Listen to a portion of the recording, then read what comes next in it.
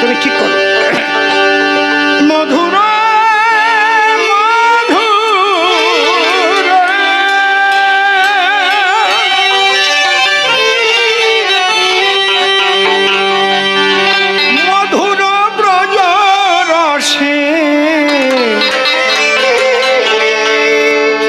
ডুবে থাকো না,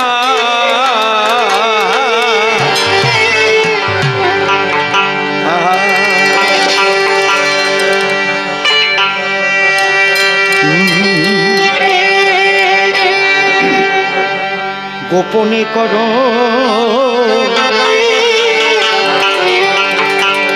গোপী সাধনা, সাধনা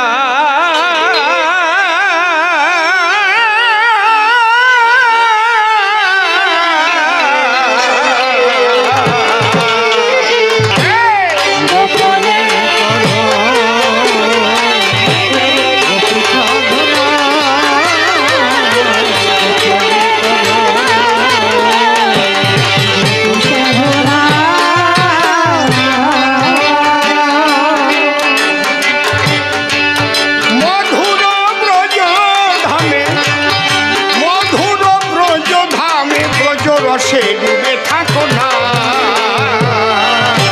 গোপনে করো গোপী সাধনা, গোপনে করো গোপী সাধনা।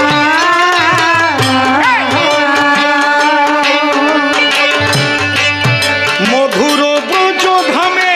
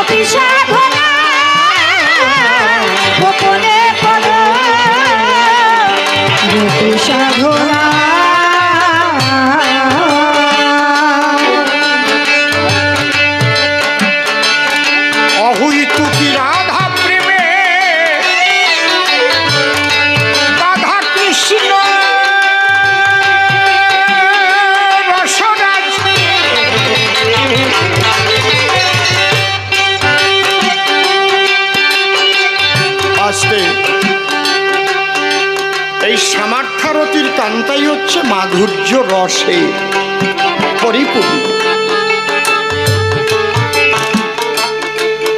রসকে কয় ভাগে ভাগ করা হয়েছে? প্রেম রসকে 5 ভাগে। শান্ত, দাস্য, সখ্য, বাৎসল্য, মধুর। যেমন আমাদের ঘরে বিয়ে করলে স্বামী স্ত্রী সম্পর্ক হয়, কোনো কোনো বাড়ি আছে স্ত্রী কৃষ্ণ ভজনান্মুখী, বলছে আমাকে তোমার সোনার মালা দিতে হবে না, একটা তুলসীর মালা দাও, বাড়িতে একটা ছোট্ট মন্দির করে দাও, আর কিচ্ছু তোমার কাছে চাই না, আমাকে একটা রাধা গোবিন্দের মূর্তি এনে দাও। আর একজোড়া করতাল এনে দাও, আমি করতাল বাজিয়ে বাজিয়ে তুমি যাই করবে আমি তাই সেবা করব, তবু আমরা রাধা গোবিন্দের ভোগ লাগিয়ে প্রসাদ পাব। কিন্তু স্বামী এদিকে মত নেই, এসব করে কি হবে? স্বামী মাতাল। যা, রাত নেই দিন নেই, মদ খেয়ে এসে বউ পিটাচ্ছে। আবার কোনো কোনো বাড়িতে স্বামী তারা চাইছে দুজনে মিলে কৃষ্ণ উন্মুখ হবে, স্ত্রী তা না। সন্ধ্যার সময় সিরিয়াল না দেখলে হয় না, কে যাবে তোমার পূজা দিতে? বুঝতে পারছেন কি বলছি? এই জন্যে ঠিক ঠিক মতো স্বামী স্ত্রী মিলন হওয়া খুবই কঠিন। যদি কারো ভাগ্যে হয় তিনি ভাগ্যবান, আমি প্রণাম করি তার রাঙা পায়। অনুমান নয়, বর্তমানে সংসারে বসে দুজনে রাধা কৃষ্ণ ভজন হয়, দুজনই মাধুর্যের জগতে।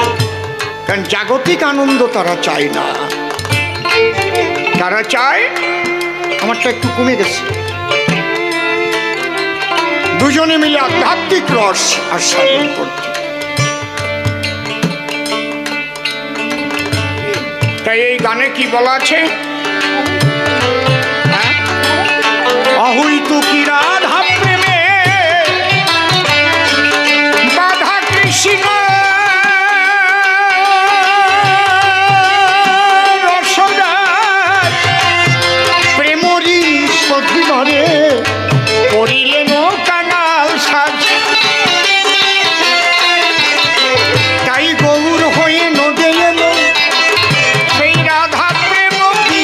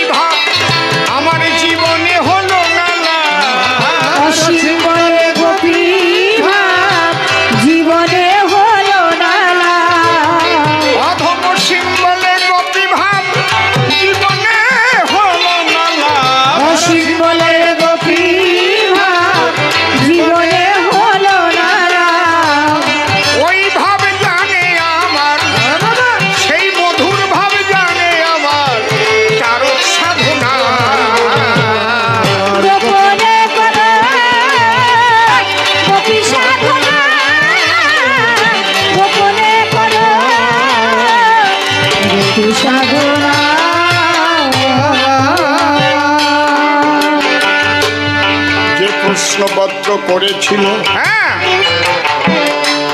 সভ্য সবাস্থান আমি প্রথমবারে ধরে ধরে তার দিয়েছি সমাধান। পুঙ্খানুপুঙ্খ ব্যাখ্যা করে গো আমি জবাব দিয়েছি তার। একটার জবাব দিতে কিন্তু বাকি রাখি নাই, একটা বাকি আছে। আপনারা ভুলে গেছেন কিন্তু আমি ভুলি না। একটা শব্দ উচ্চারণ করেছি। কবিগান শোনাও খুব ভীষণ বুদ্ধির দরকার এবং তীক্ষ্ণভাবে এক লক্ষ্য রাখা দরকার। ও বলছিল যারা ঈশ্বরকে মেনে দীক্ষা নেয় তাদেরই বা গতি কি হবে, আর যারা নাস্তিক কিচ্ছু মানে না তাদেরই বা ক্ষতি কি হবে। মনে পড়ে? মনে পড়ে? কেউ তো আমাকে মনে করে দিলেন না, আমি তো ফাঁকি দিয়ে চলে যাচ্ছিলাম। কেউ তো জোর করে টেনে বললেন না দাঁড়ান দাঁড়ান, তো এইটার জবাব তো দিলেন না। তাহলে বুঝতাম সত্যি সত্যি আপনারা প্রশ্ন সঠিকভাবে শুনেছিলেন, আমার জবাবও সঠিকভাবে শুনছেন। বুঝতে পারছেন কিভাবে আপনাদের গান শুনতে হবে? তাহলে তো ফাঁকি দিয়ে চলে যাবে, যে সে কবি বলে পরিচিত হয়ে যাবে। প্রশ্ন এক জায়গায়, জবাব এক জায়গায় দিয়ে একটা গান গেয়ে কেটে কেটে চলে যাবে। বাহ বাহ, খুব ভালো গাইল, তাই হবে না? এইবার গতি আর ক্ষতি। যিনি দীক্ষা নিয়েছেন গুরু তাকে নাম দিয়েছে, নামাশ্রিত হয়েছে, নাম জপছে। নাম জপের একটা ক্রিয়া আছে, প্রত্যেকটা কর্মের কিন্তু একটা ফল আছে। আপনি সাধন ভজন করলে তার একটা ফল আছে, আমি চুরি করলে তার একটা ফল আছে, আছে না?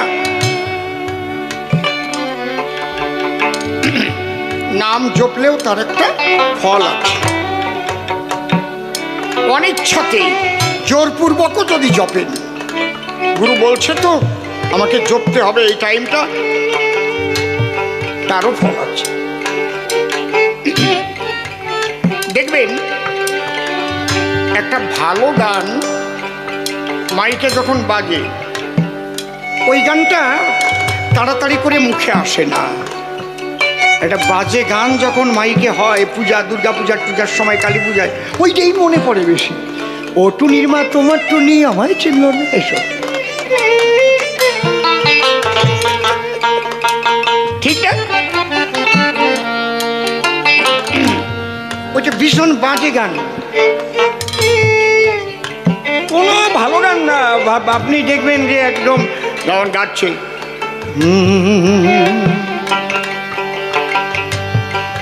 কি একটা গান গাই না কেন? না না দাঁড়া, ওটা তো আছে, ভালো গানটা তো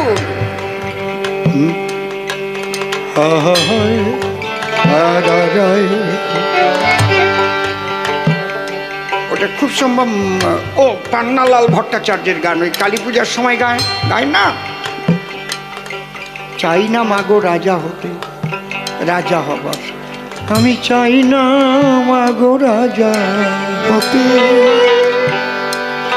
রাজা হবার সাধে নাই মাগো, পাই জানো দু বেলা খেতে। এটা আমরা কেউ গাবো না, কিন্তু ওই যে একটা কি বেরোইছে, সি সি সি ননি নাকি, সি সি সি সি, হায় হায় রে, ছোট বড় সবাই গায় রে, গায় না? কায়দা আছে।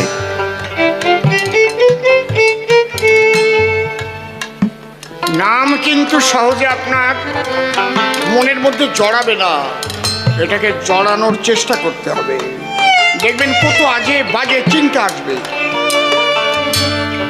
মোটে ইচ্ছা করছে না, জোর করে নাম জপেন, জপতেই হবে আমাকে। গুরু বাক্য দিয়েছে, গুরু বাক্য।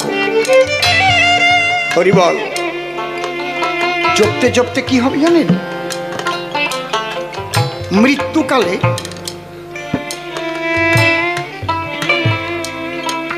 এই নাম যদি আপনার জপা থাকে,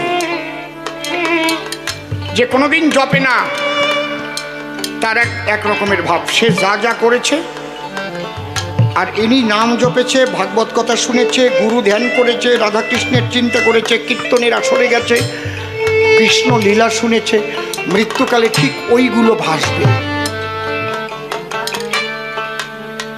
দেখবেন আপনি কীর্তন শুনতে শুনতে রাত্রিতে স্বপ্ন দেখছেন, যেন কীর্তন শুনছেন।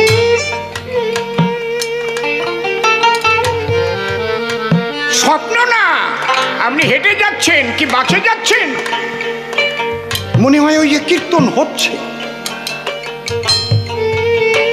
কারণ আমি একবার এরকম আমার হয়েছে, আপনাদের হয় কিনা আমি জানি না। নাম কীর্তন শেষ হয়ে গেছে, তাও মনে হয় হচ্ছে, আমি শুনছি। ঠিক এইরকম লীলা আপনি শুনতে শুনতে লীলা দর্শন করতে হবে আরোপের ঘরে। যখন কীর্তন নিয়ে গাইবে, শ্রীকৃষ্ণ ধেনু বৎস নিয়ে গোচারণে রওনা হয়েছে, আপনাকে দেখতে হবে গাইগুলো যাচ্ছে, ছোট ছোট বাছুরগুলো যাচ্ছে, শ্রীকৃষ্ণ হাতে মুরলি গোচারণে যাচ্ছে। আর সুদাম সখা শ্রীরাম বলছে, কানহাইয়া রে, তাড়াতাড়ি করে চলে আয় ভাই। আপনি দেখবেন এইগুলো, একে বলে আরোপে দর্শন। আপনি প্রতিদিন বৃন্দাবনে যেতে পারেন টিকিট ছাড়া, নিজের বাড়ি বসে। প্রতিদিন যমুনায় স্নান করে পঞ্চকোশ পরিক্রমা করতে পারেন প্রতিদিন। বললেন আপনি কি বলছেন, আপনি এসব আজগুবি কথা? হ্যাঁ, এবং সেই ফলটা আপনার সবচেয়ে বড় ফল হবে। আরোপের ঘরে প্রতিদিন ব্রহ্ম মুহূর্তে বসবেন। দেহ এখানে আছে, আপনি চলে গেছেন বৃন্দাবনে, যমুনায় স্নান করছেন। যমুনা মাই কি জয়, বৃন্দাবন ধাম কি জয়, রাধা রানী কি জয়। ওখান থেকে আপনি পঞ্চকোশ পরিক্রমা আরম্ভ করলেন আরোপের ঘরে। কথাটা বুঝলেন কি বলছি? প্রত্যেক দিন। তাহলে আপনার যে মনোময় কোষ,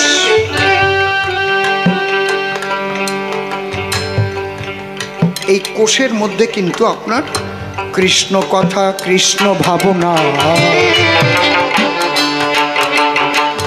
কৃষ্ণ লীলায় নিমজ্জিত হয়।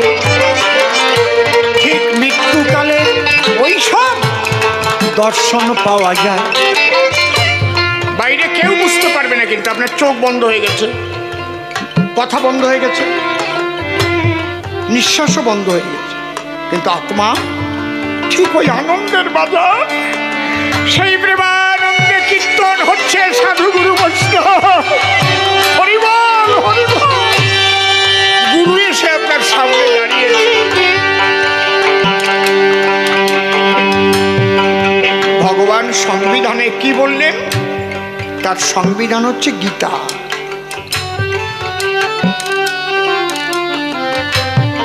অন্তকালে চ মামেব শরণমুক্ত কলেবরং য প্রয়াতি তদ্ভাবং যাত্রী নস্তত্র সংশয় জং জং বাপি শরণং ভাবং ত্যাজত্যন্তে কলেবরং।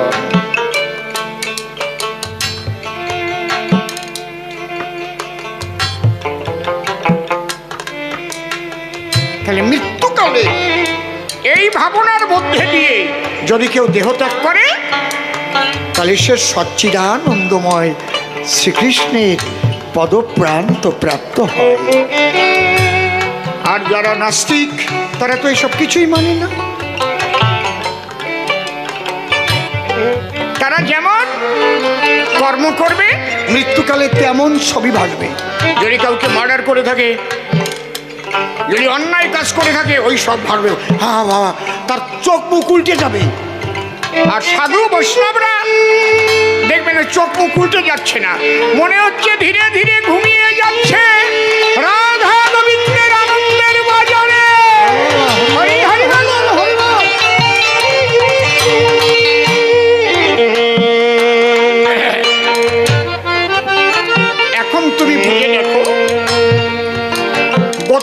ক্ষতি কি হতে পারে আমি আর বিশ্লেষণ করব না, এরপরে আরো আছে।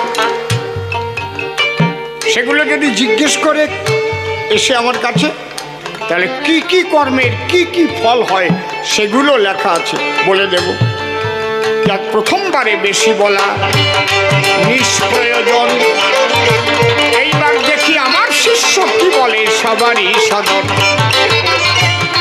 তার কথা শুনে শুনে মনে আছে ভাবো, আমি আবার এসে সভা পাশে জবাব দিয়ে যাব। ছোট কবিগান কি বলছো? কবিগান তো একবারের নয়, দুইবার ওঠে। এইবার সে আর একবার আসবে আপনাদের নিকটে, আবার এসে রসাভাসে কিছু নূতন প্রশ্ন করবে দান, সেইগুলো ধরে ধরে আমি আবার দেব সমাধান। সুন্দর সভা হয়েছে আজ পরিদর্শন, একবার দুহাত তুলে হরি হরি বলুন সর্বজন। প্রেমের বাজার মিলে গেছে গো, এসেছে ভক্ত ভক্তা নর নারী, প্রেমানন্দে বদন ভরে বলুন হরি হরি। প্রথমবারে বেশি বলে তবে নাই তো প্রয়োজন, প্রথমবারের ভাব আমি করি সমাপন। যাক চলে, বেশি বলে কিবা প্রয়োজন। যেভাবে প্রশ্ন করল উত্থাপন, প্রত্যেকটার জবাব দিতে রাখি নাই বাকি। অন্তরে অন্তরে হলাম আমি সুখী। এরপর সে এসে বলুক সবার ঠাই, আমি আবার এসে দাঁড়াবো, তাতে বাধা নাই। পুনরায় প্রশ্ন যখন করিবে তো দান, আমি এসে রসাভাসে দেব সমাধান। এই তো অন্তরে করি বিবেচনা, তবে আর তাদের বেশি কথা বলিতে যাব না। প্রথমবারের ভাব আমার ক্ষান্ত হয়ে গেল।